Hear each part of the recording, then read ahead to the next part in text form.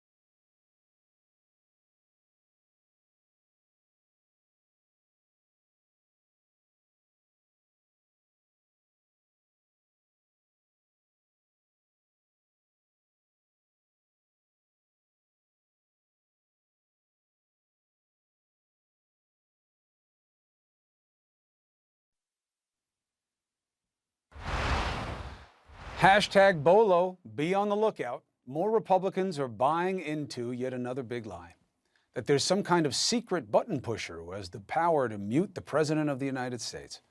At a hearing focused on Afghanistan, Republican Senator Jim Risch decided to use most of his time to press Secretary of State Antony Blinken about this. Here it is. Somebody in the White House has authority to press the button and stop the president, cut off the president's speaking ability and sound. Who is that person? Somebody has the ability to push the button and cut off his sound and stop him from speaking. Who is that person? There is no such person. Are you telling this committee that this does not happen, that there's no one in the White House who pushes the button and cuts him off in mid-sentence? That's correct. You're telling us you don't know anything about this, that somebody cuts him off in mid-sentence. Is that what you're trying to tell this committee? Because everybody here has seen it. Senator, I'm telling you based on my own experience with the president over the last 20 years, anyone who tried to stop him from saying what he wanted to say, speaking his mind, would probably not be long for their job. What's the fact?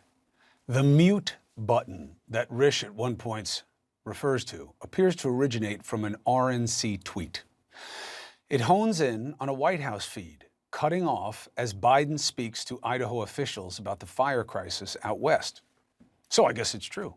Oh wait, the RNC fails to point out that the moment is listed on the president's schedule as an out-of-town pool spray. What does that mean? One, it means my microphone's falling off. Is somebody stopping me? No, it's just a mic falling off. It was planned. Look, here's the point. The press pool following Biden comes in briefly for pictures, then they're ushered out. This happens all the time. SOP, standard operating procedure. But the right has been building this lie for months. They'd rather it be something more like this. This presidency feels like a never-ending silver alert. Except every day we wake up and realize anew that this missing senior citizen is actually living in the White House, as the country is being run into the ground by whoever's pulling his strings. You know why people are muting Joe Biden? Joe Biden can't talk about any of this. It's a walking cringe fest. This is a guy who is clearly not doing well. Now Joe is clearly getting worse. Look, it's ludicrous, but it's dangerous. Again, it was a pool spray, and then they cut the sound. It happens all the time. There is no person. There is no button. Even after this exchange with Blinken, Risch went on Trump TV to talk more BS. From time to time, his sound is cut off, whether he's in the White House or in other places. Sometimes he's hustled off of the stage where where the media can't get answers. Somebody needs to be in charge. I mean, listen, there are so many legitimate things to go after the side in power. Why make things up? From the senior Republican on the Senate Foreign Relations Committee, what a shame. At a hearing that should be about pressing Blinken for real answers on a real crisis in Afghanistan. And his colleague, Josh Hawley, isn't doing him one better, threatening today to hold up every single civilian nominee for the state and defense departments unless Defense Secretary Lloyd Austin, Blinken, and National Security Advisor Jake Sullivan resign. Look, accountability matters, but to slow walk key Pentagon officials when we need them most, I can't see how that keeps us safe. Don't buy the BS.